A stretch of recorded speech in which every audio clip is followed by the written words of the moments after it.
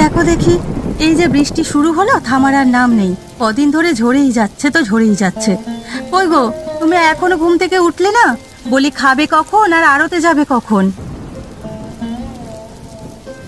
কই গো গিন্নি, কিছু খেতে দাও, খুব খিদে পেয়েছে। সেজন্যই তো ডাকছি, খেয়ে আমায় উদ্ধার করো তো বাপু, কত কাজ হাতে পড়ে আছে। এই বৃষ্টির দিনে কিসের আবার কাজ? হ্যাঁ, আমার মতো বসে বসে আয়েশ করো। তোমার মতো বসে থাকলে আর সংসার চলবে না। আর তোমার কি কম কাজ আছে? কদিন হলো বৃষ্টি হচ্ছে, একটুবার তো গুদামে গিয়ে দেখলেও না যে আলুগুলো কেমন আছে। তা একটা ভালো কথা মনে করিয়েছো গিন্নি, গুদামে গিয়ে আলুগুলোর অবস্থা দেখে আসতে হবে। খেয়ে দেই রওনা দেবো। তা কি রান্না করেছো সকালে? ঘরে কিছু ছিল না গো, কেবল আলু ভর্তা আর ডাল রান্না করেছি। তোমাকে কতবার বললাম বাজার করে আনতে, আমার কথা শুনলে না। আলুগুলো বিক্রি করে বাজার করব গিন্নি। ভাদ্র মাস থেকে আলুর দাম বাড়বে, তখনই সব আলু বিক্রি করব। কটা দিন কষ্ট করে তুমি সংসারটা চালিয়ে নাও। সংসারের ভার আমার উপরে দিয়েই তুমি খালাস। কখন কি লাগে কোনো কিছুর খবর রাখো? দুপুরে যে কিছু নেই সে খেয়াল আছে তোমার? দুপুরে আলুর দম রান্না করে ফেলো, রাতে আলু দিয়ে ডাল, তাহলেই তো হবে। ঘরে আলু নেই, খেতে খেতে সব ফুরিয়ে গেছে। আলু নেই তো গুদাম থেকে আনবে। আমার সাথে একটু পরে যেও, এক ঝুড়ি দেশি আলু নিয়ে দেব। ঠিক আছে, এখন খেয়ে আমায় উদ্ধার করো, মেলা কাজ আমার পড়ে আছে। তুমি ভাত বাড়ো, আমি হাত মুখ ধুয়ে আসছি।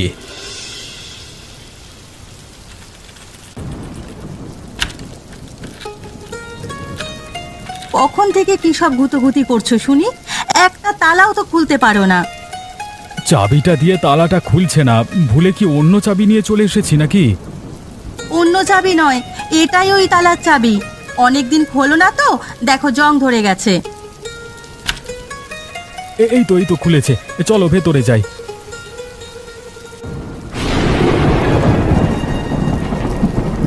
হ্যাঁ, কেমন একটা পচা গন্ধ ছড়িয়ে আছে চারিদিকে। কোনো কিছু মরলো নাকি? পচা মাংসর গন্ধ এটা তো নয়, নিশ্চয়ই আলু পচেছে। সে কি গো, আলুগুলো পচলো কিভাবে? এখনো তো বন্যার জল ওঠেনি। ওই দেখো, বৃষ্টির জল টিনের ফুটো দিয়ে পড়ছে। এরকম বেশ কয়েকটি ফুটো দেখছি ওপরে। আমি তোমাকে আগেই বলেছিলাম কদিন পর পর আলুগুলো এসে দেখে যেতে। আমার কথা শুনলে আজ এরকম হতো না। যা হবার তা তো হয়েই গেছে গিন্নি, এখন বকাবকি করে কি কিছু হবে? তার থেকে দেখি কতগুলো আলু নষ্ট হয়েছে, অর্ধেক ভালো থাকলে তা দিয়েও খরচ ওঠানো যাবে। তাই দেখো, আর যেগুলো পচে নষ্ট হয়েছে সেগুলো আলাদা করে রাখো। ভালো আলুর সাথে ওগুলোকে রাখলে সব নষ্ট হয়ে যাবে। কি গো, কি দেখলে? আলু কি ভালো আছে কিছু? না গো গিন্নি, সব আলু নষ্ট হয়ে গেছে, একটা আলুও ভালো নেই। আমার যে এত বড় সর্বনাশ হলো আমি ভাবতেও পারিনি। হায় হায়, আলু সব নষ্ট হয়ে গেল। এখন কি হবে? এত কষ্ট করে চাষের সব ফসল যে মাঠে মারা গেল। এই সব হয়েছে তোমার জন্য। আমি কতবার বলেছিলাম আলুগুলো বিক্রি করে দাও, তুমি তো আমার কথা শুনলে না। লাভ করে আলুগুলো বিক্রি করবে, এখন হলো তো লাভ? এখন এসব বলে কি হবে গিন্নি, যা হওয়ার তা তো হয়েই গেছে। তা বললেই হলো? এখন আমি সংসার চালাবো কি করে? এদিকে দেনাদাররা কদিন পরে আমাদের বাড়িতে আসবে। সে পরে চিন্তা ভাবনা করে একটা বুদ্ধি বের করা যাবে। এখন বাড়িতে চলো, এখানে আর কিছুক্ষণ থাকলে আমি মাথা ঘুরে পড়ে যাব। তাই চলো, তোমাকে নিয়ে আমার আরেক মরণ।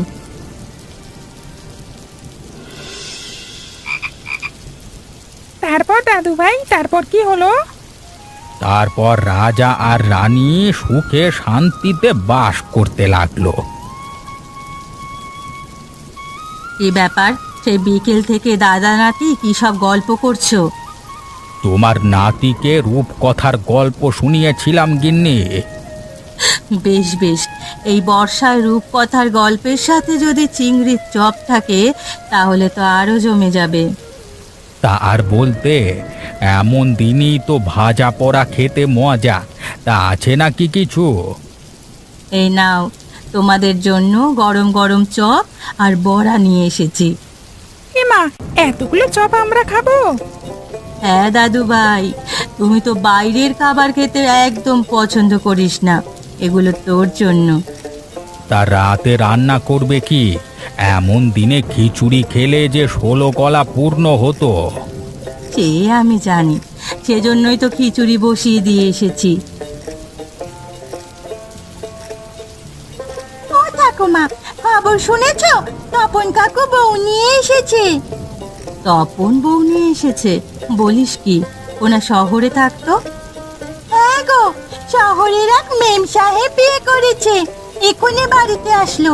আত্মীয় স্বজন তো কেউ নেই, তাই মা গেল বরণ করতে, তোমাকেও যেতে বললো। দাঁড়া, আমি এক্ষুনি আসছি, খিচুড়িটা হয়ে এসেছে, ওগুলো নামিয়ে রেখে আসি। তপনকে বলো তাহলে রাতে এখানে খাওয়া দাওয়া করতে। কেবল বাড়ি উঠলো, আজকে আর রান্না করতে হবে না। ঠিক আছে, সে আমি বলে আসবো, কিন্তু নতুন বউ, ওকে তো আর এই খিচুড়ি খাওয়ানো যাবে না। খিচুড়ি কেন খাওয়াবে গো? আমাদের ঘরে হাঁস আছে, মাকে বলে একটা হাঁস দিয়ে যাব। সে হলে তো ভালোই হয়, তাহলে তপনের বিয়ে উপলক্ষে পাড়াপড়শির ঘরকেও নেমন্তন্ন করা যাবে। সে করবে খন, এখন তাড়াতাড়ি এসো তো, অনেক কাজ বাকি আছে। তুই একটু দাঁড়া মা, আমি এক্ষুনি আসছি।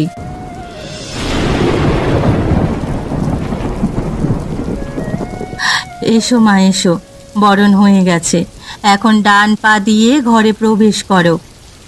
আস্তে আস্তে এসো বোন, বৃষ্টিতে ভিজে সব পেঁচল হয়ে গেছে।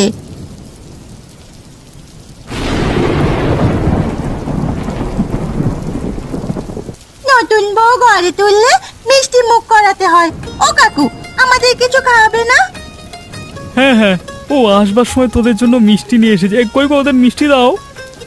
আপনারা একটু বসুন, আমি নাস্তার আয়োজন করছি। আমি বসবো না মা, হাতে অনেক কাজ আছে। আর তপন, রাতে আমাদের বাড়ি তোদের নেমন্তন্ন, তোমরাও আসবে কিন্তু। বড় বাঁচা বাঁচালে খুড়ি, এই অবস্থায় রান্না বান্না বিরাট চাপ হয়ে যেত। আজকে রাতটা তোমাদের এখানে খেয়ে কালকে থেকে সব কিছু শুরু করব। আমি কাল এসে সব কিছু গুছিয়ে দিয়ে যাব, কেমন? একা হাতে এত কিছু করতে পারবে না। আসতে না আসতে আপনাদের এই আতিথেয়তা দেখে মুগ্ধ হচ্ছি। আপনাদের মতো প্রতিবেশী থাকলে আর কিচ্ছু লাগবে না। আমরা সবাই মিলেমিশেই থাকি, একজনের বিপদে আরেকজন না আসলে কিসের প্রতিবেশী। একটু বসুন, আমি কটা মিষ্টি বের করে দিচ্ছি। আপনারা খালি মুখে গেলে আমার ভালো লাগবে না। তাড়াতাড়ি করো তাহলে, আমার তাড়া আছে। কি গো, কোনো উপায় খুঁজে পেলে? আমার যে খুব খারাপ লাগছে আলুগুলোর জন্য। না গিন্নি, কোনো উপায় পাইনি। আজকে সব উল্টে পাল্টে দেখলাম, একটা আলুও ভালো নেই। এখন যে কি হবে? এই আলুর ওপর আমাদের সংসার নির্ভর করে। এবার যদি আলুর ব্যবসায় লোকসান হয়, তবে যে না খেয়ে থাকতে হবে। না খেয়ে থাকতে হবে না গিন্নি, এই আলুই আমি বিক্রি করব। কি বলছো? এই পচা আলু কিনবে কি তোমার কাছ থেকে? পচা আলু সেটা জানবে কে? মানুষকে এমন ভাবে খাওয়াবো যে কেউ টের পাবে না এটা পচা আলু। সে কি কাণ্ড! তুমি মানুষের সাথে দু নাম্বারই করবে? এছাড়া তো আর উপায় নেই গিন্নি, কেউ এই দুর্দিনে আমাদের সাহায্য করবে না। তার চেয়ে লোক ঠকিয়ে একটা ব্যবসা করি না, তাতে লাভ বিনে ক্ষতি নেই। কি ব্যবসা করবে শুনি, যেখানে লাভ আছে? আমি ঠিক করেছি গায়ে একটা ফুচকার দোকান দেব, আর সেই ফুচকার পুর হিসেবে ব্যবহার করব আমার পচা আলুগুলো। খুব ভালো বুদ্ধি বের করেছো গো, কিন্তু মানুষ যদি ফুচকা খেয়ে অসুস্থ হয়? অসুস্থ হলে সমস্যা নেই, মারা না গেলেই হলো। আর এই আলুতে এমন কিছু সমস্যা হয়নি যে মানুষ মরে যাবে। বেশ, তবে ওই ব্যবসাই করো। দুটো টাকা আসলে একটু অধম্য করতে ক্ষতি নেই। এখন তো তুমি খুশি, সংসার আমার অচল হলে হবে না, বুঝলে গিন্নি? আমি যতদিন আছি সংসার ততদিন চলবে। এখন তাড়াতাড়ি আমাকে খেতে দাও, খাবার খেয়ে হিসেব নিয়ে বসবো। আজকে ঘোষবাড়িতে নেমন্তন্ন আছে, চলো সেখান থেকে খেয়ে আসি। ঘোষবাড়িতে নেমন্তন্ন? বলো কি, ও বাড়িতে হঠাৎ কিসের অনুষ্ঠান? ওদের প্রতিবেশী তপন বউ নিয়ে বাড়ি এসেছে। ওর তো বাবা মা কেউ নেই, তাই ঘোষ মশাই নিজের বাড়িতে আনন্দ উৎসবের আয়োজন করেছেন। ঘোষ মশাইয়ের পাগলামিটা গেল না দেখছি। প্রতিবেশীর বিয়েতে নিজের বাড়িতে মহাভোজ, এমন বোকা পৃথিবীতে এখনো আছে দেখছি। থাকলে তো আমাদেরই লাভ। ওদের মুড়িয়ে দুটো ভালো মন্দ খাওয়া যাবে। তা যা বলেছ গিন্নি, এমন বোকা গায়ে থাকলে আমাদেরই লাভ।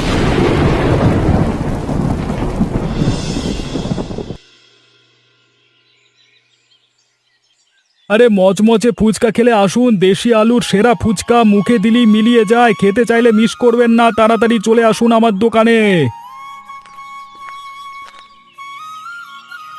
কি গো বিমলদা, নতুন দোকান দিলে বুঝি? হ্যাঁ রে, ফুচকার দোকান দিয়েছি। তা বউ নিয়ে হাটে এসেছিস দেখছি। এলাম আর কি, ও বায়না করে ধরলো যে হাট ঘুরে দেখবে। তা তুই শহর থেকে গাঁয়ে এলি কেন বলতো? ওখানে তো তুই ডাক্তারি পড়েছিলিস, এত ভালো পড়াশোনা ছেড়ে গাঁয়ে আসার কি দরকার? আমার পড়াশোনা শেষ, এদিকে বিয়েও করে ফেলেছি, তাই ভাবলাম গাঁয়ে এসে প্র্যাকটিস শুরু করি, তাহলে আমার কাজও হবে, গাঁয়ের লোকেদেরও উপকার হবে। বেশ বেশ, তা বসবি কোথায়? এই হাটেই? এখানেই একটা ঘর দেখতে এসেছিলাম, কিন্তু যা দাম চায় সেজন্য ভাবছি বাড়িতেই বসবো, আর একবার গায়ে রাউন্ড দেবো আর কি। ভালো করেছিস, তাহলে আমাদের আর কষ্ট করে শহরে যেতে হবে না। এখন ভেতরে আয়, তোর বৌদির হাতের ফুচকা খেয়ে যা। না দাদা, ফুচকাটা আমার ভালো লাগে না, আর দেখি খুব অস্বাস্থ্যকর মনে হচ্ছে। আরে নিজের হাতের বানানো ফুচকা, এখানে অস্বাস্থ্যকর কিচ্ছু নেই। ওগো, আমার খুব খেতে ইচ্ছে করছে, খাই না এক প্লেট? বেশ, তুমি যখন বলছো খাও। যা যা, ঘরের ভেতরে যা।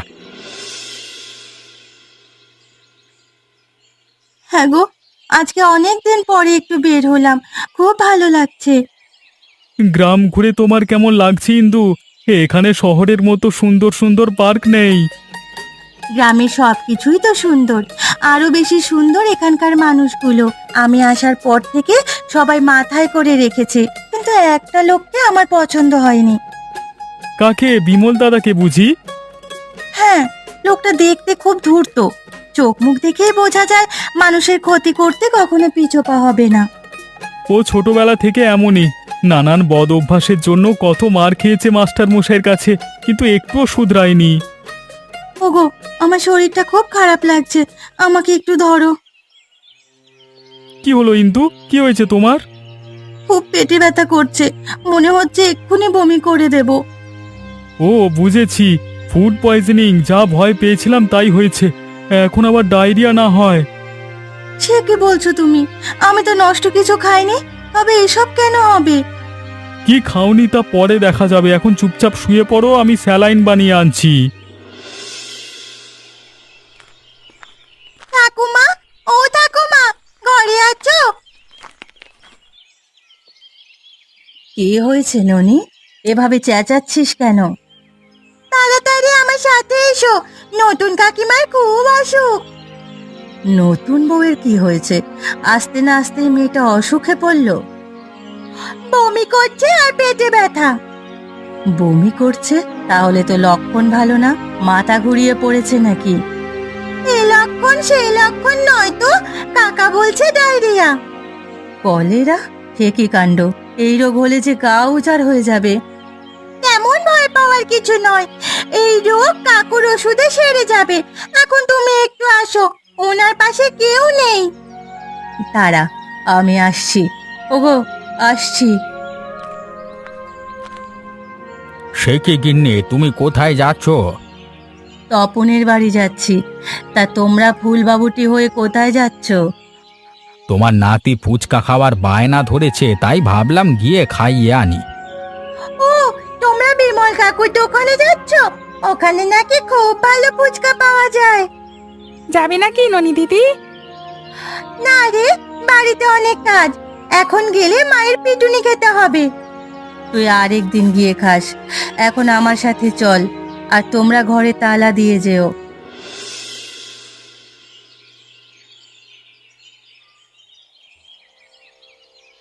কেমন লাগছে এখন বউ? এখন একটু ভালো। রাতের মধ্যে সুস্থ হয়ে যাবে, এমন ওষুধ দিয়েছি যে ডায়রিয়া বাপ বাপ বলে পালাবে। যাক, এতদিনে একটা ডাক্তার জুটলো, না হলে কত কষ্ট করতে হতো আমাদের। হ্যাঁ রে, এই ডাক্তারের অভাবে গায়ের কত লোক মারা গেছে। তপনের বাপটাও তো মূল্য বিনে চিকিৎসায়।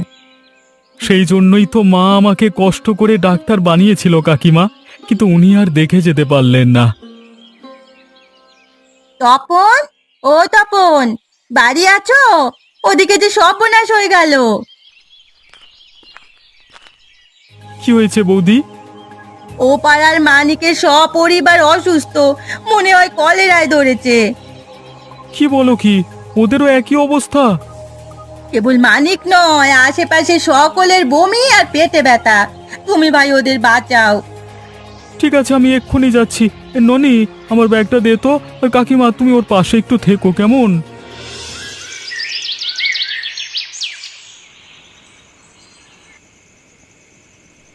এখন কেমন আছো ইন্দু? ভালো। তোমার আসতে এত দেরি হলো কেন? আর বলো না, গাঁয়ের বেশিরভাগ মানুষ অসুস্থ, সবার ডায়রিয়া হয়েছে। তা তুমি এখন কেমন আছো? আমি ভালো। ননিবালা ভাত রান্না করে দিয়ে গেছে, তুমি কটা খেয়ে নাও।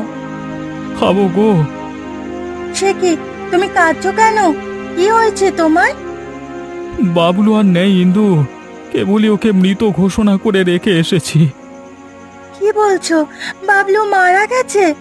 না না, ও হতে পারে না। সন্ধ্যা থেকেই ওর পেট ব্যথা শুরু হয়। আমি ওষুধ দিয়েছি, কিন্তু কাজ হয়নি। সবাইকে কাঁদিয়ে ছেলেটা চলে গেল। ওগো, আমার যে খুব খারাপ লাগছে।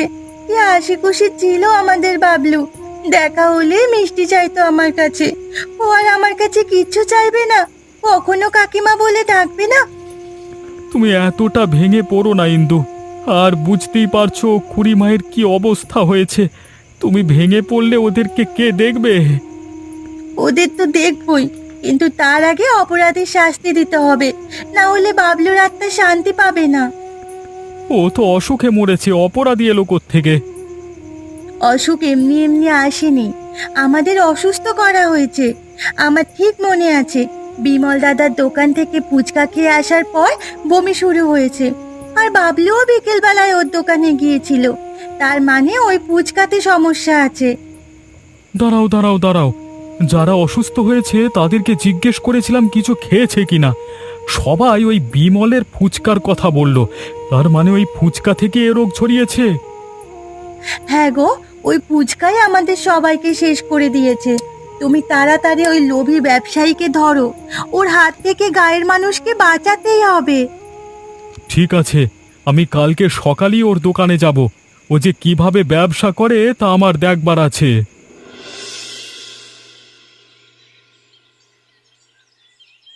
কি, আমি মানুষদের অসুস্থ করেছি? হ্যাঁ, সবাই তোমার দোকানের ফুচকা খেয়ে অসুস্থ হয়েছে। আমাদের বাবলুটাও মারা গেল তোমার অস্বাস্থ্যকর ফুচকার বিষে। ওর মৃত্যুর দায় তোমাকেই নিতে হবে। আমি কেন মানুষের মৃত্যুর দায় নেব? হ্যাঁ, বাঁচা মরা ওপরওয়ালার হাতে। আর আমার ফুচকা যে অস্বাস্থ্যকর তা তোমাকে কে বলেছে? তুমি কি তা প্রমাণ করতে পারবে?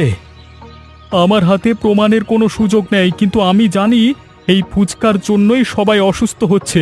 যদি ভালো চাও তো এক্ষুনি এই ব্যবসা বন্ধ করো। তোমার এসব আজগুবি কথায় আমার ব্যবসা বন্ধ করব কেন? ও, এতক্ষণে বুঝেছি। ফুচকার দোকান দিয়ে দুটো টাকা লাভ করেছি দেখে তোমরা আমার পেছনে উঠে পড়ে লেগেছো। হ্যাঁ, আরে আমরা তোমার পেছনে লাগেনি, বরং তুমি আমাদের ক্ষতি করছো। বেশ, আমি যাচ্ছি, তবে খুব শীঘ্রই প্রমাণ করব এই অসুস্থতার জন্য তোমরা দায়ী। সেদিন খুব দূরে নয়, তার জন্য প্রস্তুত থেকো। যাক, আপদটা বিদে হয়েছে। ঘ্যান ঘ্যান করে একেবারে মাথা ধরিয়ে ফেলছে। ওগো, আমার তো মন বলছে ও ঠিক কথাই বলছে। আমাদের ফুচকার জন্যই মানুষ অসুস্থ হয়েছে। এ কথা চেপে যাও গিন্নি, মানুষ জানলে আর উপায় থাকবে না। আমি না হয় চুপ করে রইলাম, কিন্তু ও যদি লোক নিয়ে আসে তখন? আরে, কেউ কখনো প্রমাণ করতে পারবে না আমার ফুচকার সমস্যা। হ্যাঁ, ওদের অসুস্থতা তো নানান কারণই হতে পারে। তা ঠিক, তবে আমাদের এখন থেকে আরো সচেতন হতে হবে, যাতে কেউ এই গোমর ফাঁস করতে না পারে। সে আমার উপর ছেড়ে দাও। দিনে দিনে অনেক অসুস্থ হয়ে পড়ছে মানুষ, আর সবাই বিমল দাদার ফুচকা খেয়েই এরকম হচ্ছে। কিন্তু বিমল দাদা তা মানতে নারাজ। এদিকে মানুষগুলোকে সে কথা বোঝাতে পারছি না। ওই বিমলটা যে এত লোভী, এত সহজে কি ওর ব্যবসা বন্ধ করবে? ও না করলে আমাদের করতে হবে। আমি চাই না আর কেউ আমাদের বাবলুর মতো মারা যাক। তাহলে কি করা যায় বলুন তো? কি করে ওকে ধরাশায়ী করব? আমার মনে হয় ওনার ফুচকা ওনাকেই খাওয়ানো উচিত, তাহলে বুঝবে কত ধানে কত চাল। বুদ্ধিটা ভালো, কিন্তু বিমল কি এত সহজে ওর ফুচকা খাবে? শয়তানটার যে লোভ, ভালোভাবে লোভ দেখাতে পারলে ঠিক খাবে। আমার মাথায় একটা বুদ্ধি এসেছে, যদি আমরা একটা প্রতিযোগিতার আয়োজন করি আর বলি সেখানে যে জিতবে তাকে 50,000 টাকা দেওয়া হবে, বিমল কাকু নিশ্চয়ই অংশগ্রহণ করবে। সে অংশগ্রহণ করবে, কিন্তু তাতে কি লাভ? আমি বুঝেছি ননিবালা কি বলতে চেয়েছে। কি বুঝলে? শুনুন তবে।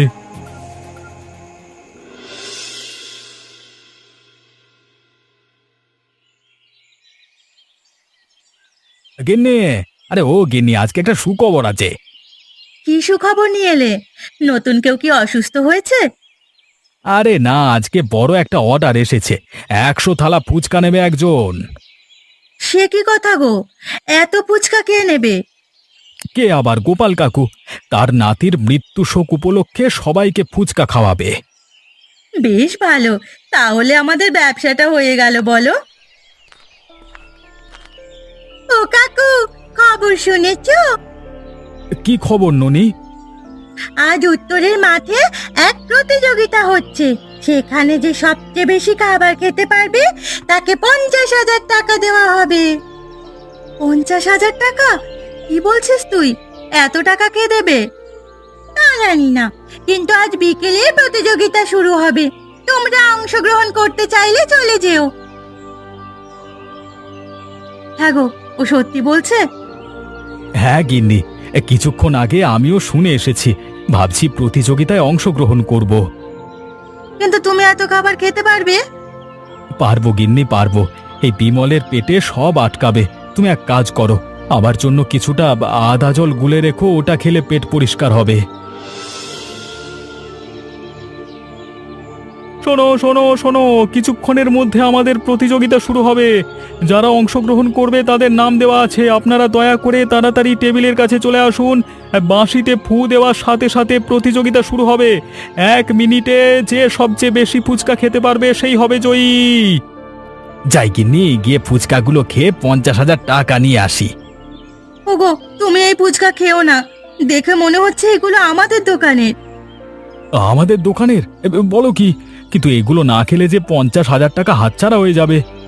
যাই হোক, তবুও তুমি লোভ করো না। যদি তোমার কিছু হয়ে যায় তাহলে আমার কি হবে বলো? আমার কিচ্ছু হবে না গিন্নি, তুমি ভয় পেও না। কি গো বিমল দাদা, প্রতিযোগিতা তো শুরু হয়ে গেছে, তুমি অংশগ্রহণ করবে না? হ্যাঁ হ্যাঁ, আমি এক্ষুনি খাওয়া শুরু করছি। কি হলো, থামলে কেন? এভাবে দাঁড়িয়ে থাকলে যে অন্যরা সব খেয়ে ফেলবে। আহ, আমি আর পাচ্ছি না গিন্নি, পেট ব্যথা করছে খুব। এই যে ডায়রিয়া শুরু হয়েছে, এখন মজা বুঝবে। কথায় আছে না, ধর্মের কল বাতাসে নড়ে। অপরকে ঠকানোর ফল আজ হাড়ে হাড়ে টের পাবে। আমি আর পাচ্ছি না, খুব খারাপ লাগছে, কেউ আমাকে ধরো একটু। ওগো, তোমার কি হয়েছে? তুমি ওইরকম কেন করছো? সারা গ্রামের মানুষের যা হয়েছিল, তোমার স্বামীরও তাই হয়েছে।